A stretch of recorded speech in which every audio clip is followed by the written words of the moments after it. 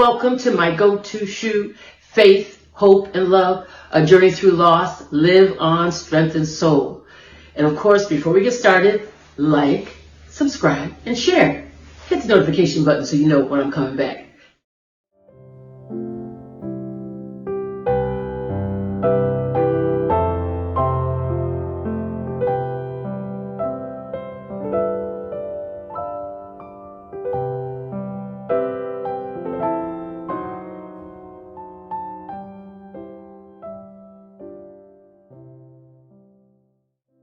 And thank you for listening. Thank you for watching. Just thank you for being here and hanging here with me on these Friday nights when you get these or whenever you happen to look at it.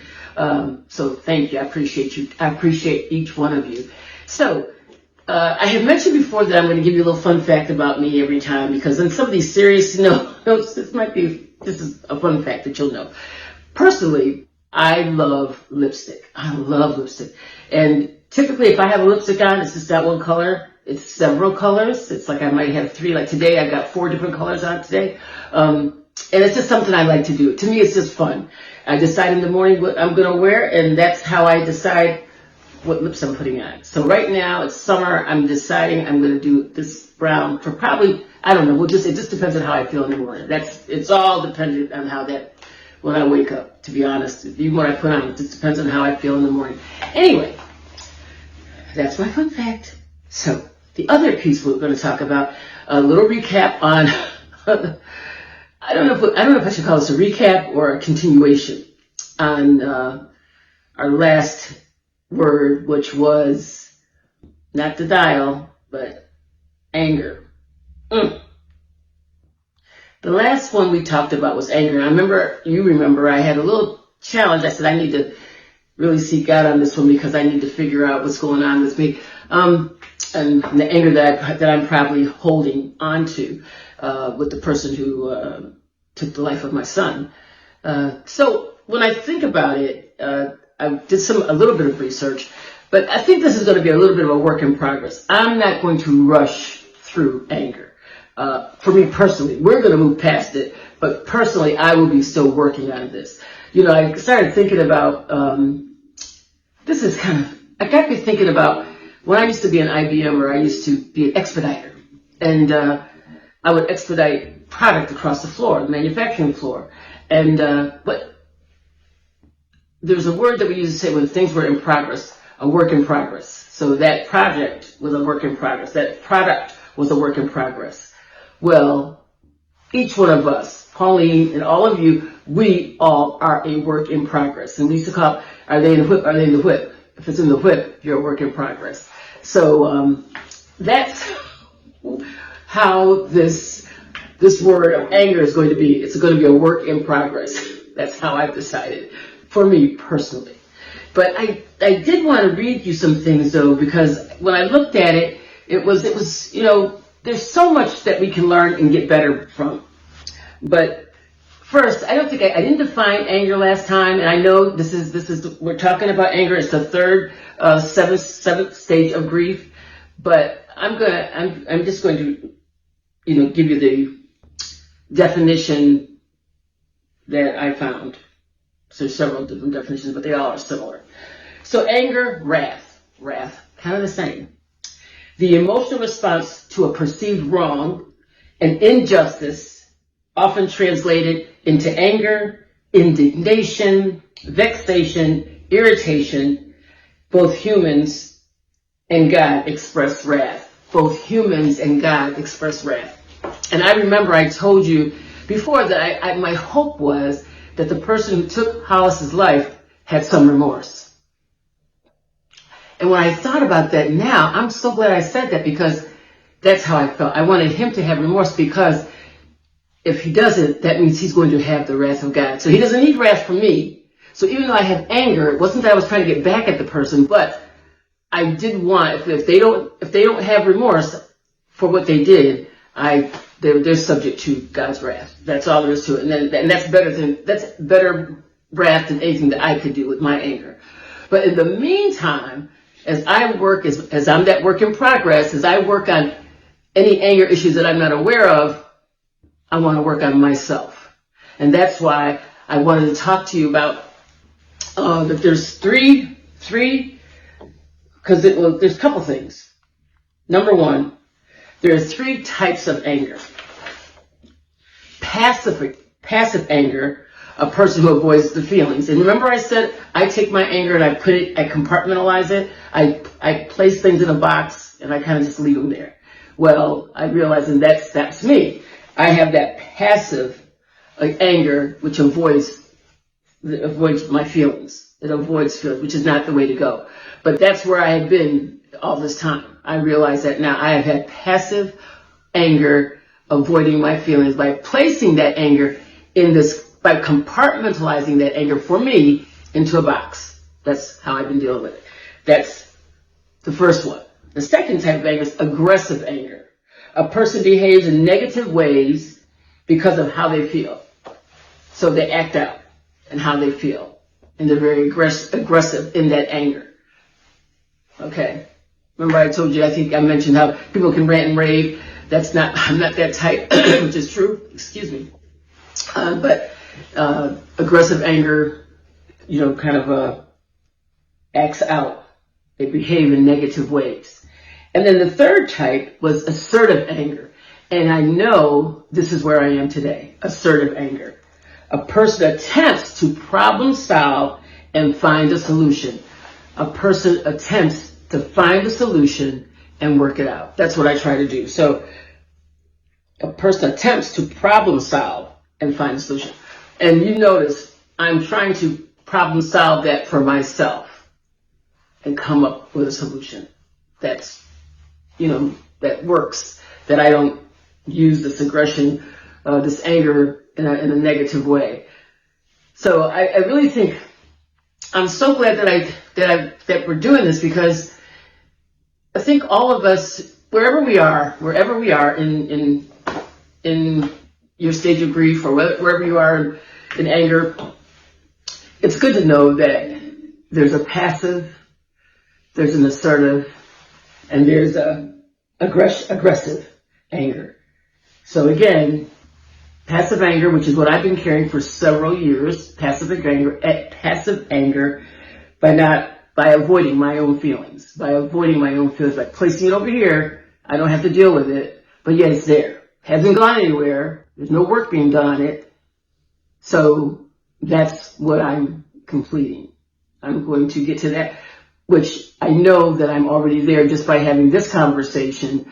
I never went to that aggressive part anger, but that assertive anger. So I go from passive to assertive, because now I'm trying to problem solve the concerns and my issues so I can resolve any anger issues that I might have and find that solution. And one thing that, just like I told you, one area of the things that we can do, practical things that we can do, is to write out our feelings, to write them out so that we get them on paper, journal them, or talk to a friend, talk to someone. I've told you that so many times, that we have to talk to someone. And I also mentioned that I would be having this conversation with my therapist. My appointment is not till next week. So I think, but after I do speak with her, I will share what she has to say about this as well. But, the good part of this whole thing is the fact that we're having the discussion. We're having the discussion. And that's the beauty of it, is to be able to talk about it and problem solve and try to work through it, right? And try to work through it. So, in the Word, it tells us you can be angry but sin not. It says be angry and sin not. So when I've been angry, I haven't tried to hurt anyone or this person. I didn't try to find out. Well, I did want to know who did it. I would have loved to find out who had done this, but we never did find that person. The police did not find that person. So that's the bad part about that, is that it's just like it's always open. It's not a closed case. I talk to the detective every so often, and it's still open, but it's not like an active case. But it's not closed. Just that's an FYI for you guys to know. Okay. But one thing I found and I read, which I thought was really good, it says, when anger is left unchecked, it can lead to sin and become a stronghold spirit of anger. Let me say that again. But if left unchecked, can lead to sin and become a stronghold for the spirit of anger. So, and remember I talked about this. I said I need to work on this because there's a part of me that believes that some of these issues that are passive can be very complex in our own thought process. So that's why it behooves each one of us to not leave it unchecked, to go ahead and work it out, problem solve, and write down the things that you're trying to problem solve and why you feel that, you're feeling the way we do or feeling the way I do. So I'm working on that. And like I said, it's a WIP, W-I-P, a work in progress. So like you, like me, we're all a work in progress. But the one thing about being a work in progress is that all the time we should be working towards being better. Always work on towards being better. And that's why, I'm always talking about moving forward. Moving forward. Don't stay stuck. Don't stay stagnant. Don't get paralysis. Move forward in our mindset, in our thought process. Because when I first talked to you about this, I was like, oh, wow, I can't even talk about this. But then I began to think about it. And I began to think about how I did place this. I began to think about how I placed this in this, how I compartmentalized this issue. And I let those feelings go over there and just let them sit. Now, I felt like they weren't bothering nobody. We're good. But it's important for each one of us to grow. Not just in our spiritual walk, but in our spiritual walk, in our mental walk, in our physical walk. Each day we should be growing towards that better person, emotionally, spiritually, physically, right? And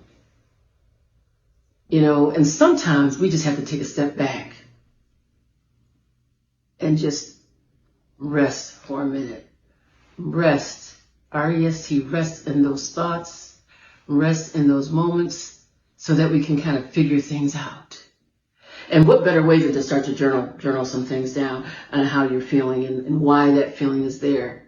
Because until you actually start to write it down, you don't really think about it, you don't really realize. Let me correct that. I did not realize. Once I start to write things down, I'm thinking, ooh, passive anger. Interesting. Because you know how we always talk about that person who's passive aggressive. We don't like passive aggressive people. We really don't. Well, let me put it this way. We don't like the behavior of people when they are passive aggressive. We do not like the behavior of people when they're passive aggressive because they'll do some things that, or they won't do, but yet they're not doing it because they're upset about whatever the situation might be. So when it comes to passive anger, it's the same thing. It's the same thing. You've got a feeling over here in this box. I should have a whiteboard. You've got a feeling over here in this box. So you see these pains, and each one of these pains, one pain could be the person drives you crazy, and why? The other pain could be the person who does something so egregious to you that you can't even look at it. You might even put a black piece of paper up there so that you don't have to deal with it. You can't see it, and if we can't see it, we don't think about it. We don't talk about it. But I thought, but you get this window pane that's clear, and I can see through the window pane. That means if I can see through, that means I'm going to be working through my issues. And what's better than anything for each one of us to work through our own particular issues? I can't tell you how many times people are married 30, 40, 50, 60 years, and they've never worked through some of their issues because they don't talk about it. The wife stands there with her passive aggression or her passive anger. The husband stands with his passive anger. Your children start to kind of emulate those same angers that their parents do. So it's really critical that we talk about what our issues are so that we can have that discussion with a therapist. And when you start to write it down, it's like, okay, all right, let me look at this. Let me look at my relationship. Let me look at my thought process and how I'm thinking about some things. So, the word says be angry and sin not, because God, at the end of the day, God has the final say, and He will handle that person. If they haven't had remorse, then they're going to have to pay the price. They're going to have to pray. If they ask for forgiveness, then they're good. They're good. So, anyway, but like I said, if left unchecked, can lead to sin. And the last thing I want to do is, sin can be if you overeat, if you overspend, if you overindulge in activities that are not of benefit to yourself. That's sin. That is, it is. When anything we do in excess can be, and we overdo it, it pretty much can be sin, to be honest. It is. Because my thoughts, personally, this is my thoughts, just saying how I think, this is the way I think. Because when you overspend, that's not a good thing. When you overeat, that affects every organ in your body. Every organ in your body. Right? It does. And I think about that all the time because as a diabetic, I have to be so careful about everything I eat. And I've told you this. I'm one who loves food, who loves to eat. But I've had to really make some real adjustments.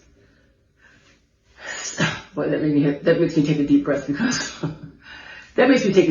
because when I think about, and maybe this is some of the ways that in my passive anger, what I have done is between my spending and my eating, maybe that's what I've done. But who is that? That's just detrimental to me.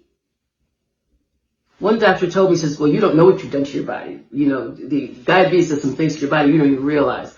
And I think that's probably true. I feel good, but who knows what it's doing to the body, right? So that's why it's a constant battle to eat properly and to do everything. As we say now, it's a constant battle to do all the things. And when I say to do all the things right. To do all the things right. Eat right, exercise, eat, live, do all the things that you're supposed to do. Not in excess. You can't do anything in excess. Anyway, so I'm done with anger for right now. We might talk about it later because after I do some more thinking about it and how I'm doing much better with it, that I've taken it off the window pane, all right? I've taken it off. I've taken it out of that compartmentalized box and I've got it right here in my hand and I'm dealing with it. I'm going to deal with any anger issues I have. I'm going to I've already started writing things down and I'm going to have a solution. So I'm in that assertive anger where I'm finding a solution for my issues with anger. So I hope you all are doing the same thing because it's not good to harbor anger. It's not good to harbor anger. Okay?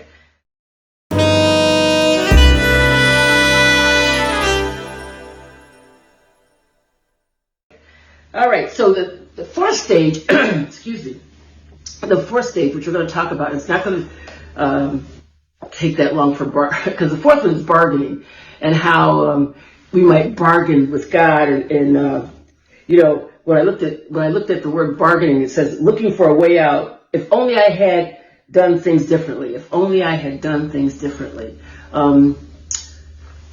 House as an adult, I don't know that I could have done anything differently with him. Brad, there's nothing, I don't think I could have done anything different with him. I don't think so. I don't know. The only thing that I personally bargained for was before we knew he had died. I remember, and I told you this, I ran up my stairs when we had heard the news, and I was begging, not bargaining, begging God to keep him alive. And that being said, if he kept him alive, I would take care of him. Brad and we would both take care of him. Just keep him alive. And I said, Lord, I'll do anything you want. Just keep him alive. That was a bargain because I'm saying, Lord, I'll do anything you ask me to do. If you just keep him alive. A lot of times we do bargain. But one thing that's interesting enough to know, though interesting to think about, or maybe for you all to know, the whole point of the podcast is because I want to do what God says to do. And sometimes I feel like, oh, Lord, really, is this what you really want me to do? Come on, really, this? And the response I receive is that to continue to do my will, continue to do God's will, not mine. Because if it were mine, I'd be doing something a little different. I'll be honest with you. It would not be this. It would be something a little different. So that being said, bargaining. If I had done something differently, if I had changed the way I did something for Hollis, or if I had changed something what I did for Brad, maybe then things would have been different. I don't know. I don't think the bargaining piece. After Hollis passed, that was over. But what I have found is that since then, I really do try to do what God tells me to do. I try hard. Do I fail sometimes? Absolutely, I fail. I do fail. I'm not going to tell you I fail. But, I get back on my bike and I start to ride again. I get back up and keep moving forward. And that's what we all have to do. That we all have to get back up. Get on the bike and keep riding, keep going. And then, take those pit stops so that we can find out what's going on, find those solutions that make us better people to help somebody else. So, on that note, we've talked about, that's all I'm going to say about bargaining because I don't really have much on that one, to be honest. So, we've gotten through, we talked a little bit more about, anger, which I think is a bigger deal anyway. But bargaining, if you have some issues with that, start writing down in your journals. Work it out. Write it down to find out what it is that you're bargaining with God and what you wish you had done. But even if you wish you had done it and you didn't do it, don't hold yourself in hostage like that. Because I think sometimes if we bargain with ourselves, we hold ourselves in hostage. And again, we're not able to move forward. This whole piece that's why I call it my go-to shoe, because we're always moving, we're always walking, we're always journeying through this life. You're journeying until you don't anymore. So that being said, talk to God and let him know about all these issues that you might have. Maybe you don't have any. Not say all these issues. Maybe you don't have any and you're good to go. But know that God is working it out. And we are WHIP. We're a work in progress. A work in progress. And each and every day, we're getting better and better and better. Ooh, I feel better already just saying that. Okay, that being said, love y'all. Thank you for watching. Thank you for listening. And of course, don't forget always to like, subscribe, and share. And then, of course, hit the notification button so you know when I'm coming back. I love you guys so much. Bless you, bless you, bless you. God bless you. God bless you. God bless you. May he always just strengthen you each and every day. May you just see his presence in your situation each and every day. Knowing. Trust God. Trust the process. Trust his outcome. Love y'all. See you soon. Bye-bye.